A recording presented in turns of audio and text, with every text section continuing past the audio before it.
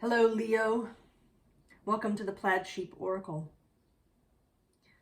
It is my intention that these readings be timeless, that you be able to show up here in, 5 years from now, if it's still up there on the YouTube, and watch this video and have at least part of the reading be relevant and useful to you. But it is also true that this reading for you seems to be very specifically about what is happening right now, astrologically.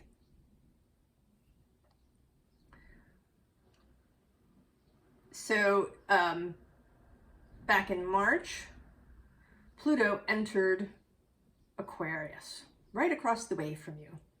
Now, he didn't get very far in, only about a half a degree in. And then on May 1st, he turned around and is now coming back and will re-enter Capricorn. But he's still in that 0 degree. And while he's been doing this, he has been squaring the lunar nodes, which are in Taurus and Scorpio.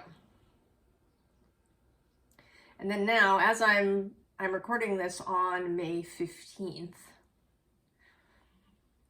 and I think, not to the exact time, but on May 20th, there's going to be a kind of almost perfecting of a T-square, which is like a triangle shape.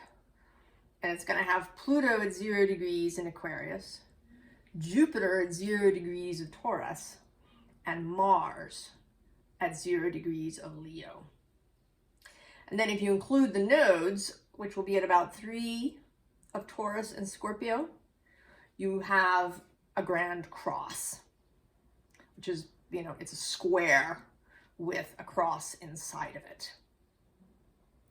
And this is a lot of tension, right? A square in astrology is like squaring off. And it has enormous potential for change. But it can also be really uncomfortable, especially for fixed signs, which do not like to be told what to do or when to change.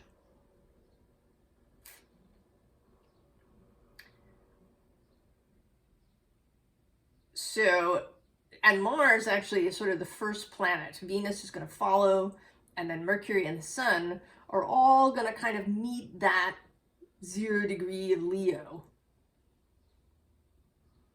and make this cross with Pluto and the lunar nodes and Jupiter as well. And then in July, this is sort of the second half of July, the nodes will perfect a square with Pluto when they move into Aries, and they're at 29 Aries and Pluto is at 29 Capricorn. And that will be, right, a cardinal square. I think that lately we've had all these solar flares and geomagnetic storms. And I've been thinking, kind of about them. And it just sort of occurred to me as I was doing your reading that Pluto is opposing Leo, who is... Leo is the domain of the sun.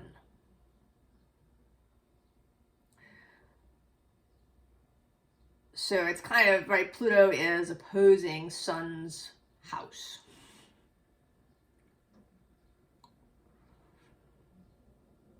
And that this may, right, have to do with, right, all of this solar weather and the fact that it's been feeling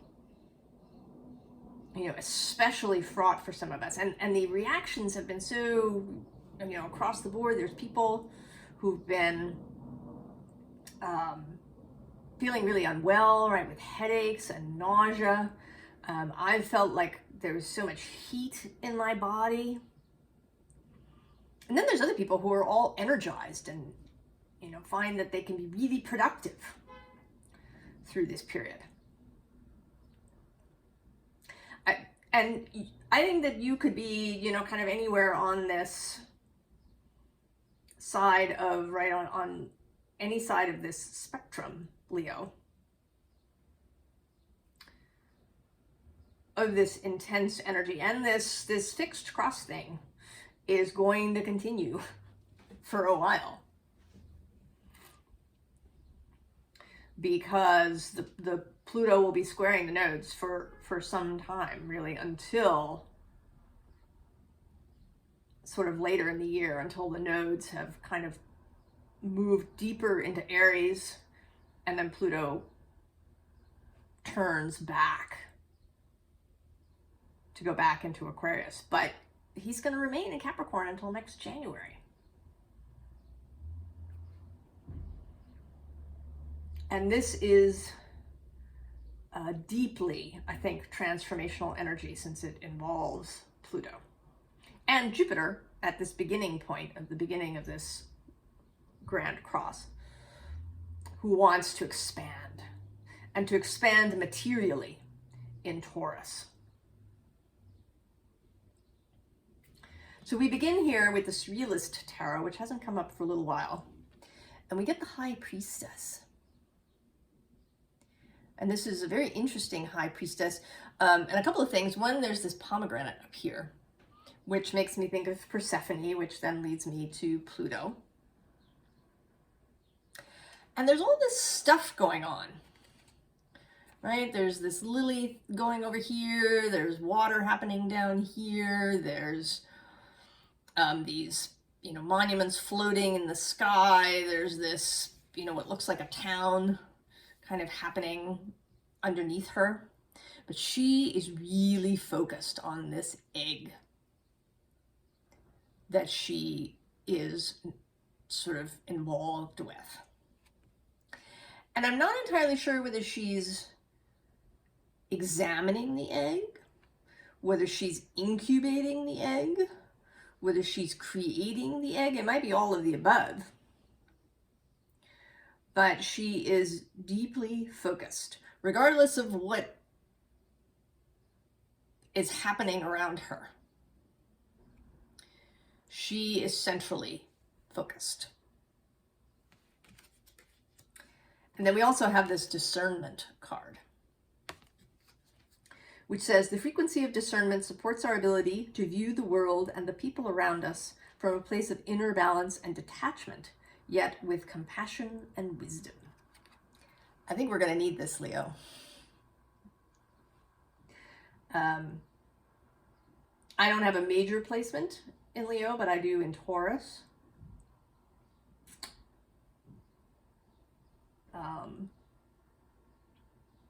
So I am with you.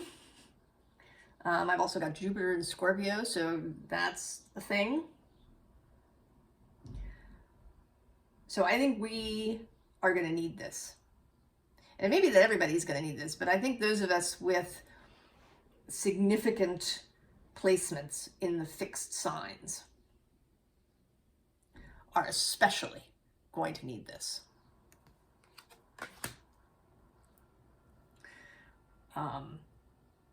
Because there's going to be a lot of stuff coming up for us.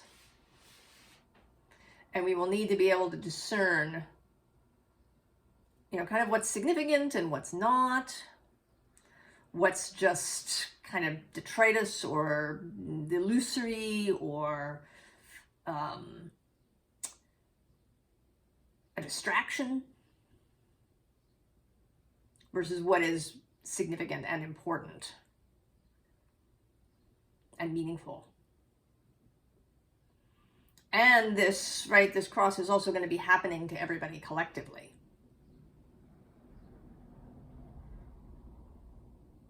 So there's going to be lots of tension in the world in general, and a call for transformation.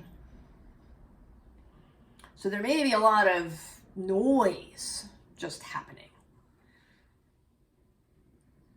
that we have to, right, we have to discern what we need to pay attention to and what we need to ignore and not allow in. And here you are Leo, right? You're stepping in, right? I think you've probably been feeling pretty good. Along with the rest of us, you were doing all that contemplative process, and these Aries new moons perhaps got you energized. This, Scorpio eclipse may have been really significant for you, and you've been, right, this pentacle is underneath, right? I think you've seen kind of what this is, right? To say you've seen the promised land, and it's here, right? From the 3 to the 4 of Wands, right? Like you're looking out over the valley and you see this this scene. But in between these two is the Eight of Swords.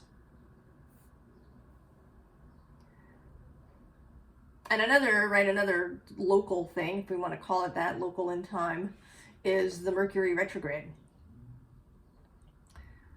He just turned direct yesterday, and he's going to make his way back. He's moved the sort of bit of real estate is about 5 to about 15 degrees of Taurus. And the interesting thing, and I'm going to point this out, and I'll probably talk about it again as we go along, is that Jupiter is going to retrograde over this almost exact same real estate from September 4th to December 30th. He is moving retrograde. And he's going to turn at about 15 degrees of Taurus and go back to about 5 degrees of Taurus. So if you have placements either in Taurus or in that 5 to 15 range of any of the fixed signs, this may be, right, a significant thing for you.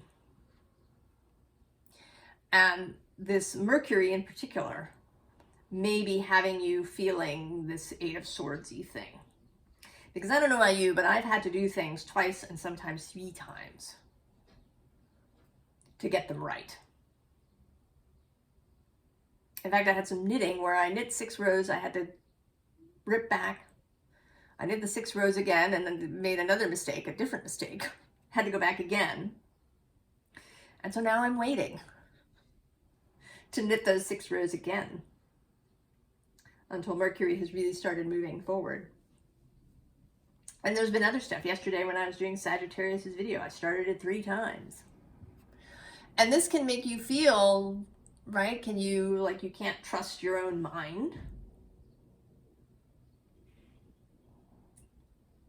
And feeling this Eight of Swords thing. But I think that this is temporary. This is temporary because the next thing we have coming out is this 3 of Cups. A reunification. Coming back together. This is sometimes called the card of reconciliation. So if if your mind has been going off in all kinds of directions and you haven't been able to focus, I think there's going to be a reconciling of thought and feeling and intention in your mind. And then there's the sun. There you are.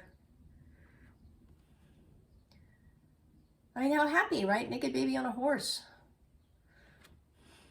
Sunflowers. Right? The feeling of a much more carefree feeling, right, of childhood. So this is coming back, Leo. You just, right, there's a little, right, it might require a little bit of patience. And I think the rest of this reading is sort of about how to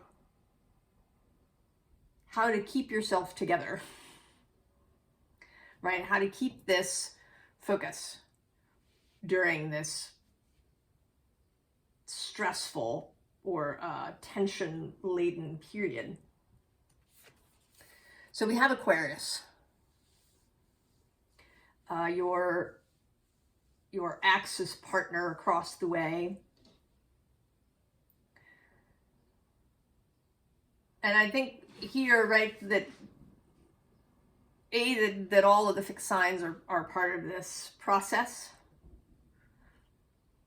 that you can find mental clarity for yourself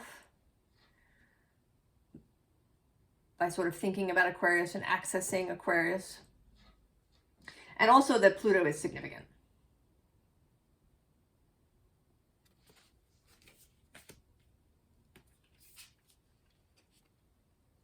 And then the Imum Coeli, the root, this is the IC, right? The bottom part of your chart. Usually denotes your home, right? Your family of origin, right? Your roots. And how you have grown out. And of course, roots expand, right? As a tree grows or a plant grows, its root system grows.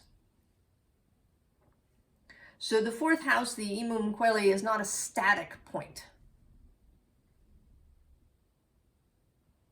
There is change that happens there. There is growth. So remembering how you have grown, how your original roots have given you a kind of shape, but that it is not an absolute, right? You can grow from that initial shape.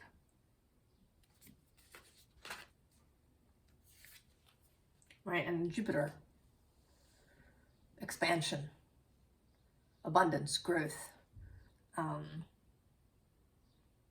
philosophy, right? Jupiter is associated with Sagittarius and Pisces, right? Two mutable signs. The ability to shift and change and move. Be more flexible. And he will square Leo.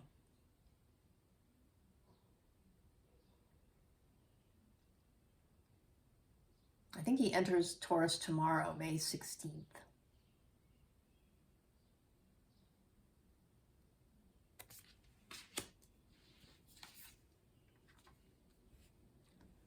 And then this dignified strength card.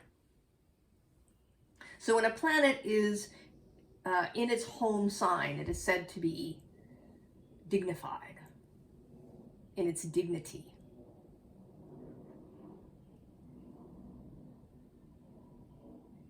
So it's right. It's at its right in its most comfortable place, in the place where it can express itself most clearly. Right, it's kind of primary, central energy.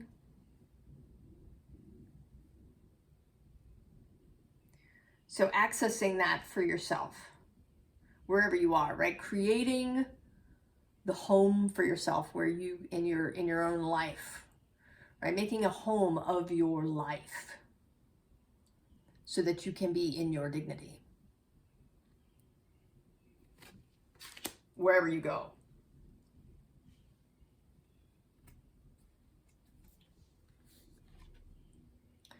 So here's, right, the Queen of Air.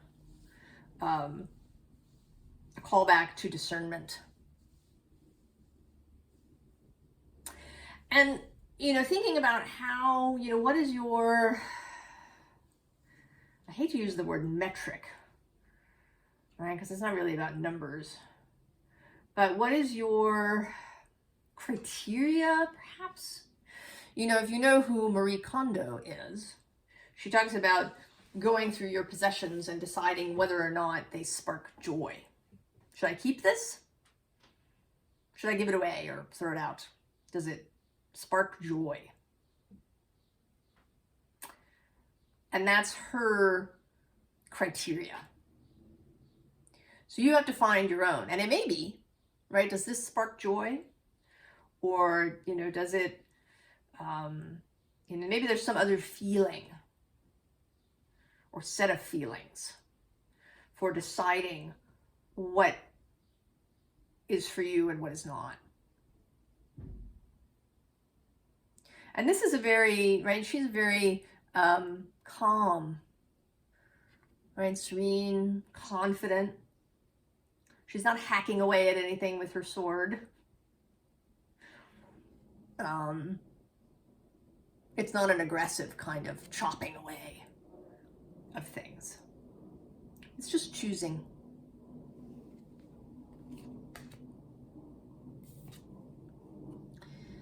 And then here in this 9 of fire, I always sort of see this figure having come into this cave and discovering this magical thing.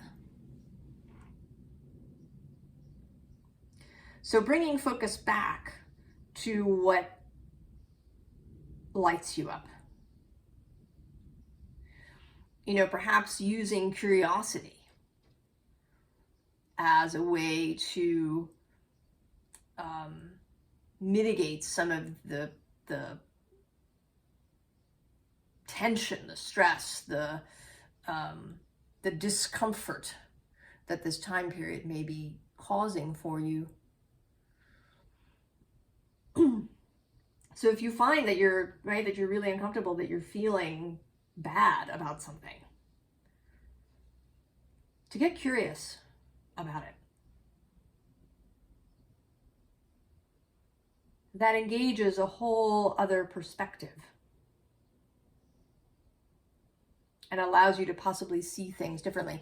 And in the Surrealist Tarot deck, that High Priestess was the card that came out, but at the bottom of the deck is the Hanged Man. So seeing things with an alternate perspective through curiosity. And then the Page of Fire is furthering that thought, right? Not just curiosity, but a childlike curiosity.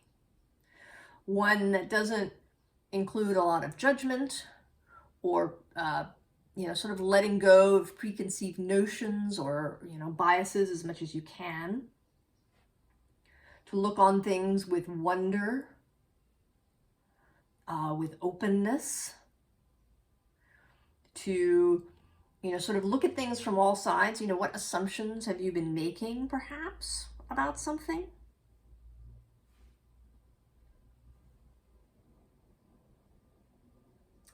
Perhaps trying to see things as a stranger would. You know, if you've ever gone to a completely different country with a very, you know, sort of a radically different culture, right? To looking around at your own life with this kind of perspective, with an eye to newness, to change that is invigorating and expansive.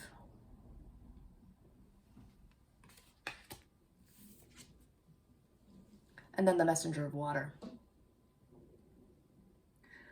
Listening to your inner voice. Listening to how you feel about something that is perhaps being offered.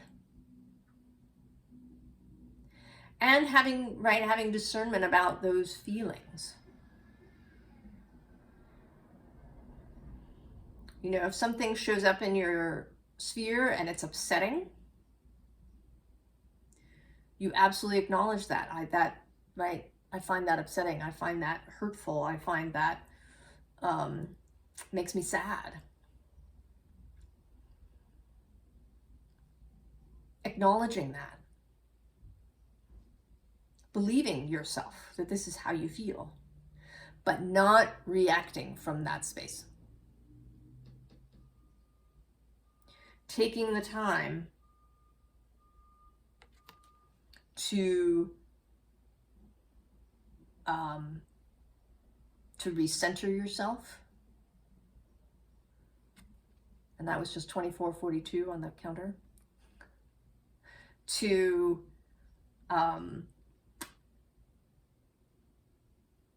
so that you're not being reactive, right? So that you can respond. rather than reacting.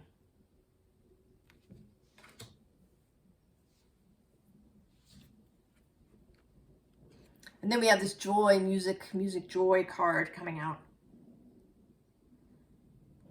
that was in the collective reading.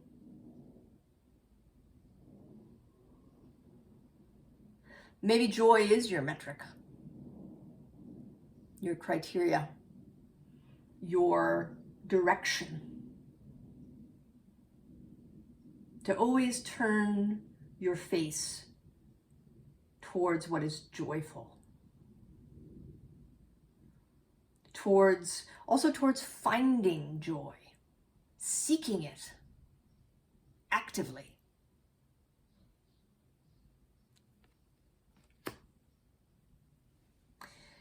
And then these three cards kind of are sort of I feel like this reading is largely advice, although there is a little advice section. So this hearth card, right, of some serious comfort, right? That baby is really comfortable. And then this serene creation card in the middle. And then this adventure card in the south. So there's going to be this tension. There's going to be a call to change. There may be events, circumstances, conversations, pieces of information that arrive, people that pass through your experience through these next few months that are challenging. So doing your best to stay in this space, right, of comfort, a kind of serene creativity, and seeing it all as, right, as adventure.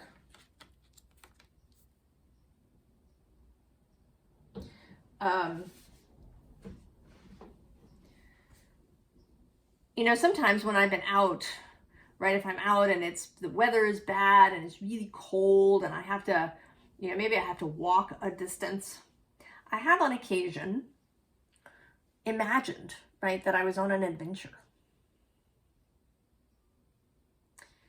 rather than, you know, just running some sort of errand, so that I could find a different energy to move through. And this is an adventure, Leo.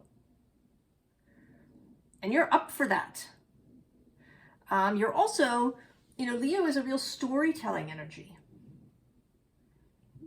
Right? People gathering around the bonfire to hear the bard sing the poem. Right? That's very Leo energy. What is the story that you're telling? What is the language that you use to talk about your life and what's happening in it?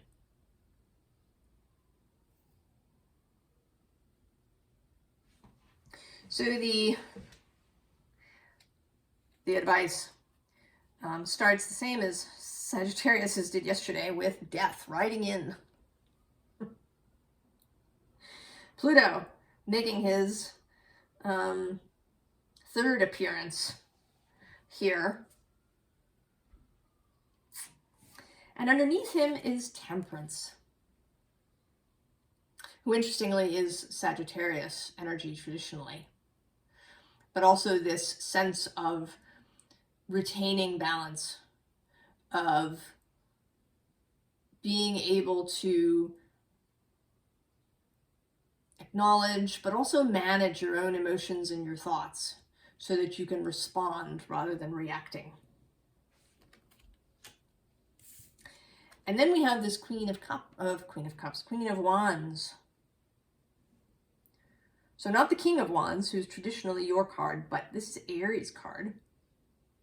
And also this is, you know, kind of about internal fire rather than external fire.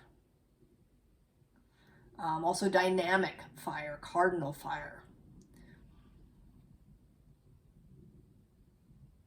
So cultivating those aspects of yourself as well.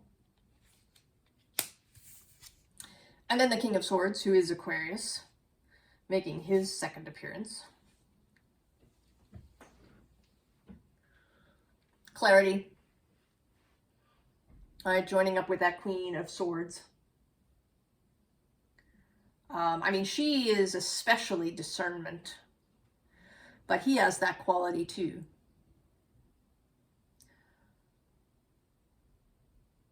And control over, you know, how he uses his words and his thoughts.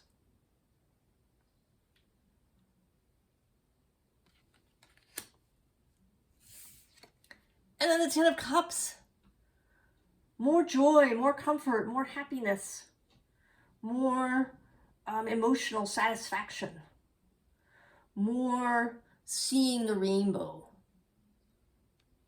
rather than the downpour or the storm that came before. Right, allowing the clouds to clear when they want to, rather than trying to hold on to them.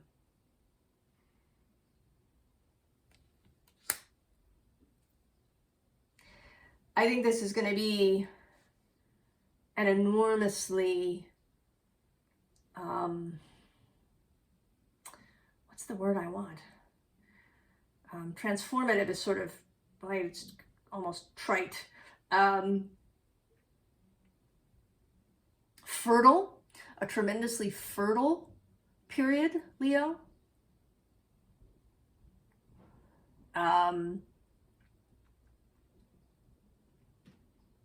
Right, the summer, the Leo season of this year, I think could be really expansive. You know, the nodes are going to shift on July 17th. They're going to move from squaring your sign to trining and sextiling as the North Node moves into Aries.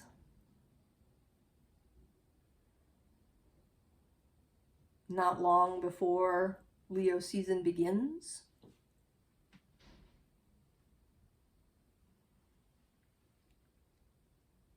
There will be some lessening of that Pluto pressure as he slips back into Capricorn.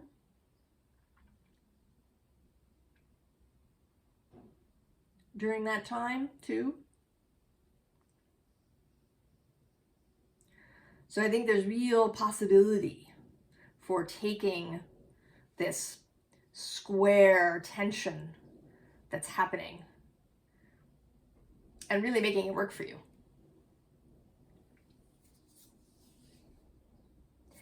I wish you all the very best, Leo, and I will see you next time. So long.